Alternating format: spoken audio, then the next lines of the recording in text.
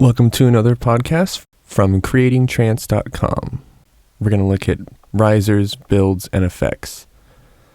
Let's go ahead and throw a Kong instrument in here, and I'm just going to set up some compression and maximization for the mastering to keep it a little bit louder.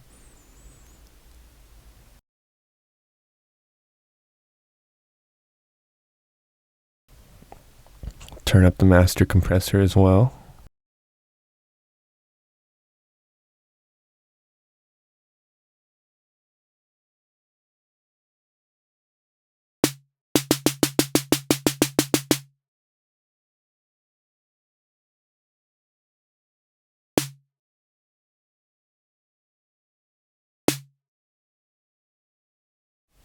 I'm going to set up a simple snare fill, like a progressive rhythm.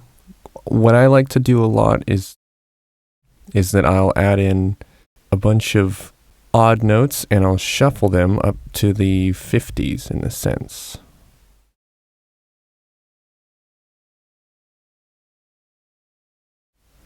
You can also use the inspector to shuffle. Makes it a little bit easier.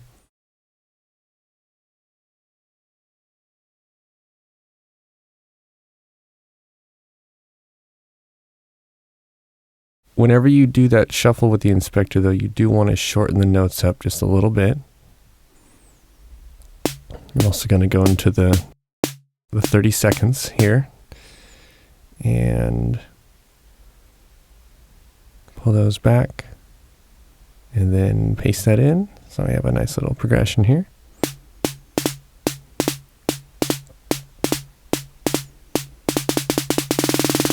Gets pretty dramatic there at the end. For each sample, you can change the pitch bend range, which is at the bottom. Gonna bend that one snare sample. That's pretty cool.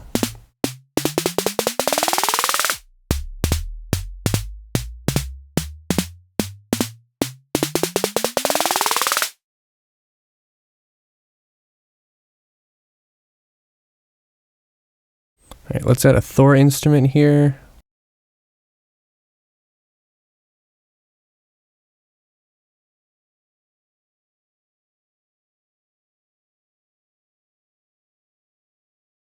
I'll just get one long note, lay it in.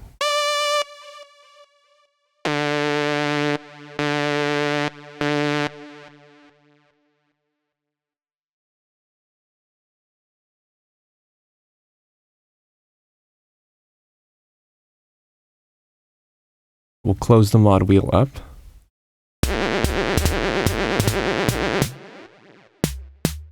Turn the pitch bend range all the way up, and then we will automate the mod wheel movement at the very end and the pitch bend range throughout.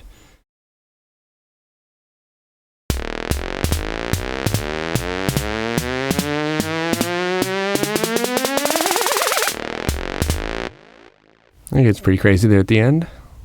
It's exactly what we're looking for. Now, I'm going to put a sidechain on here because that's kind of what trance revolves around, is a pulsing sidechain. And the way I normally do it, like I've done in previous episodes, is setting up a red drum on its own that just runs. Also something you can automate on or off. Most of the time I'll leave them running though.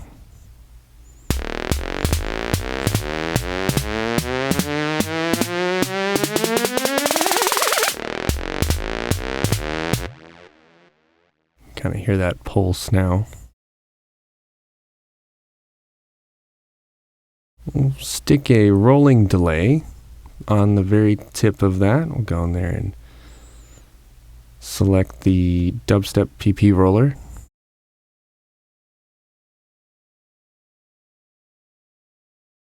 And then turn the filter up a tiny bit.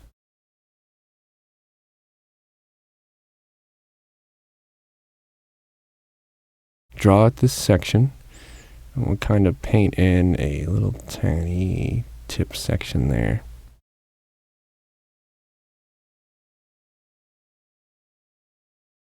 Also put in a Neptune pitch adjustment here. Turn all this vocal stuff off and then turn the pitch bend range up, and then we will be able to set that as an automation as well.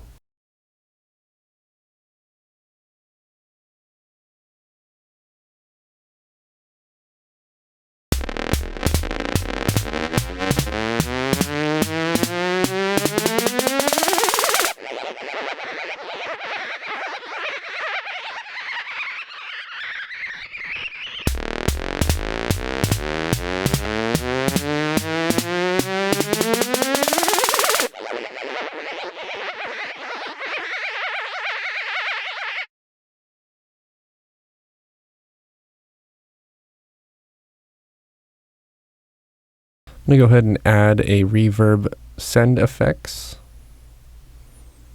I'll turn up the EQ a little bit so it gets shiny, and then we'll make a really long reverb channel.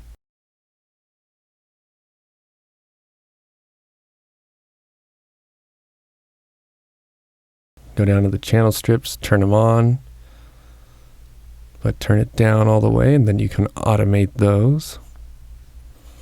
This will let us throw a little bit of reverb.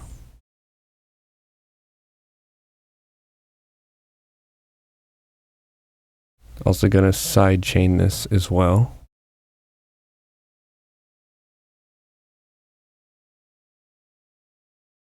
Most of the time you'll have to run the routing on your own. The computer will just attach the compressor to another FX channel.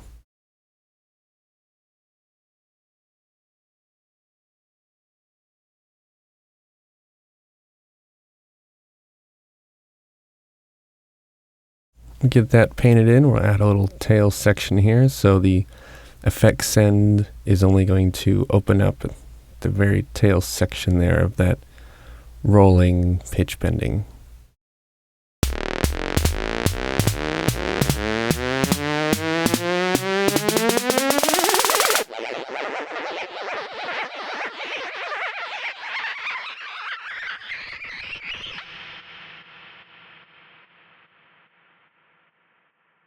Pretty cool.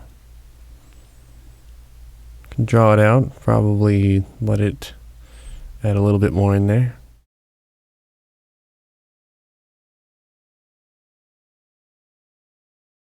We'll put a little kick in here just for some reference, some transitional sections, because we're going to build a few more of these. Let's find a better sample.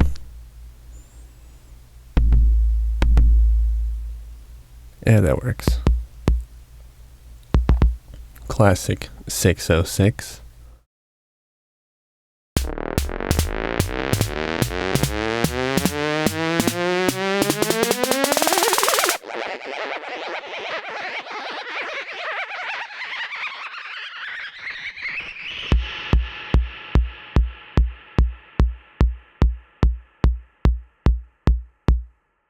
Could also put a simple bass line in there, but that's not what this tutorial's about.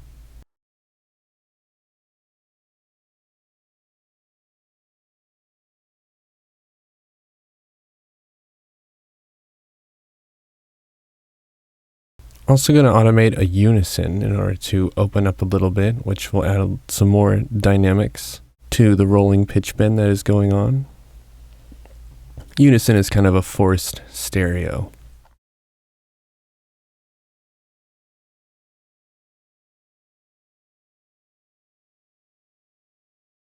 You kind of lose a lot of low and high end with it, but it always sounds pretty cool.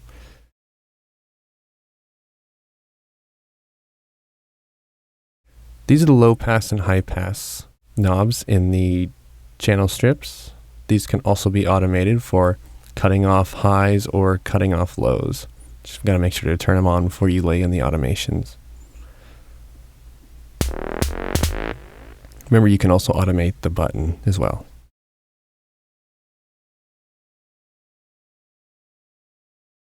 This just adds a little bit more control over the frequency spectrum.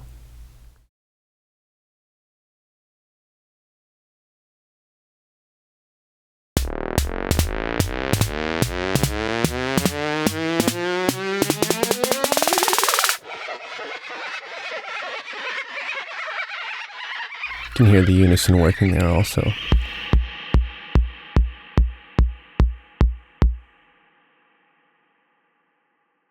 Okay, let's automate the reverb effects to cut off the moment that the kick comes in. This is also a really nice transition effect. Dramatic build, and then it will pull it all away.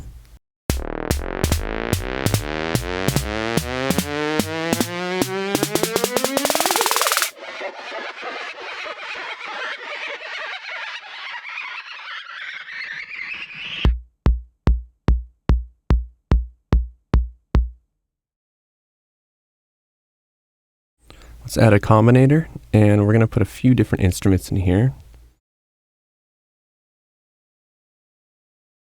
These are great for combining MIDI information together. You can make some really crazy sounds with a combinator. I'll just pick out of the presets here.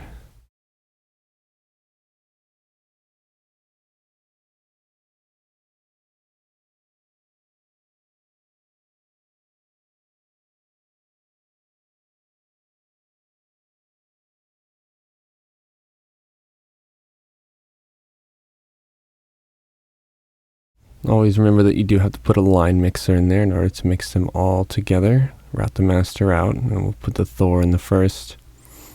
Subtractor is a mono instrument, so we're going to set that one up here with a unison. So we'll pass it through a unison. Make sure to turn the detune down, add the mono channel, then you can pull a stereo channel out of it. Nice.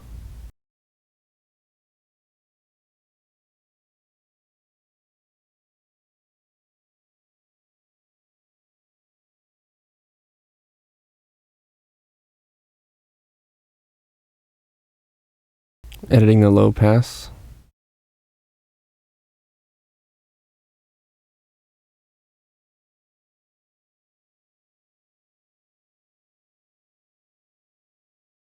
Set up a pitch bend range and a mod wheel range for this.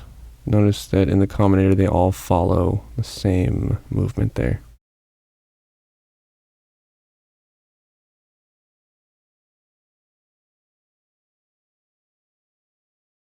Drag it out a little bit farther. We'll move the kicks over.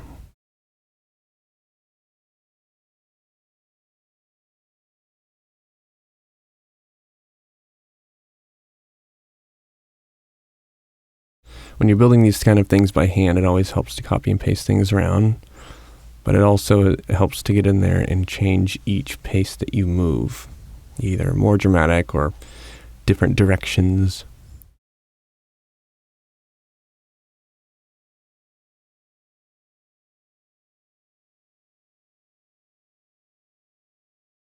Whenever you're doing the high pass and low pass with everything, it always sounds pretty cool because it's kind of like a DJ running all of his channels through a high or low pass filter.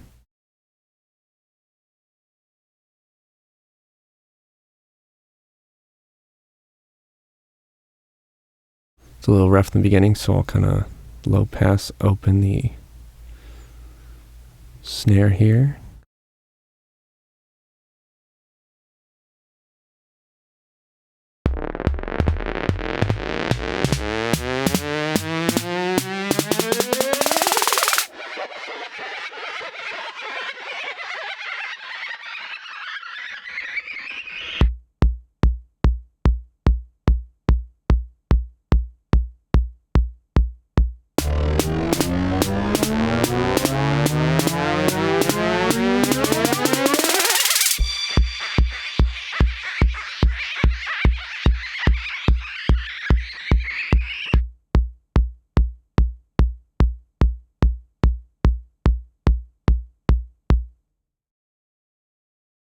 Let's add one more. Let's put an arpeggiator on this combinator.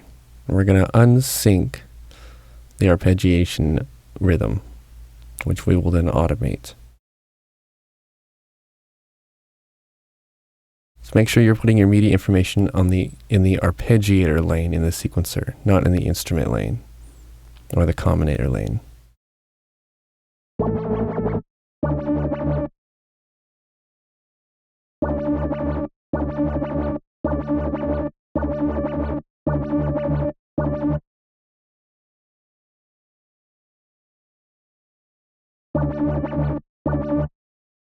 Let's set up some more automations for the combinator. This still obviously works alongside the Arpeggiator.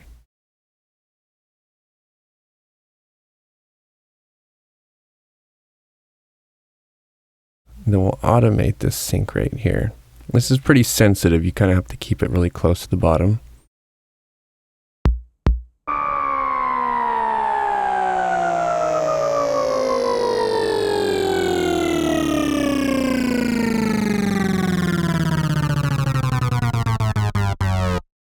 Getting there. We could probably find a little lower setting there.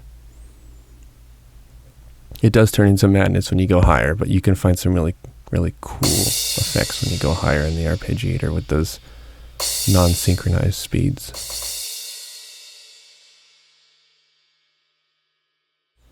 Let's just go ahead and fill this in with some kicks. Move this section over. Let's make it a kind of a downward fall.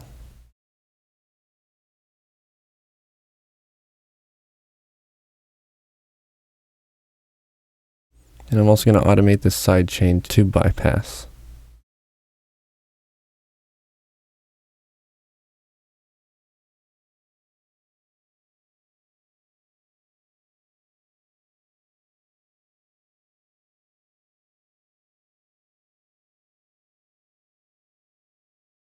All right, let's see what this sounds like.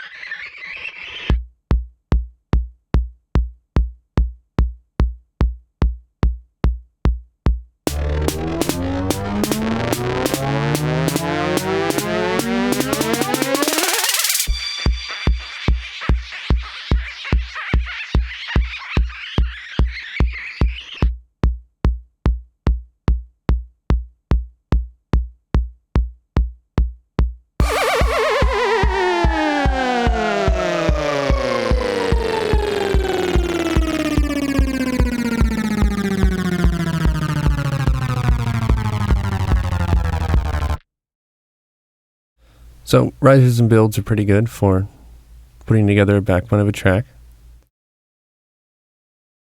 Once they're all laid in, you can kind of move things out and add some more intricate beat sections. Definitely some of the most fun types of rhythms to build within the trance genre. They're risers. So much fun. Kind of draw it down here and then bring a little lip up.